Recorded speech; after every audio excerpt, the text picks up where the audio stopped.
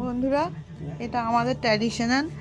আজকের দিনে এটা আমাদের করতেই হবে। এই যে উনুনে খোলা বসিয়ে, আর এই যে বাবা, এটা প্রতি বছরে বাবাই করে।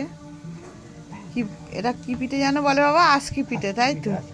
আজকি পিঠে এটা প্রতি বছর। এটা অন্য কোনো পিঠে না করতে হলেও এই পিঠেটা আমাদের করতেই হয়, মানে এটা করতেই হবে।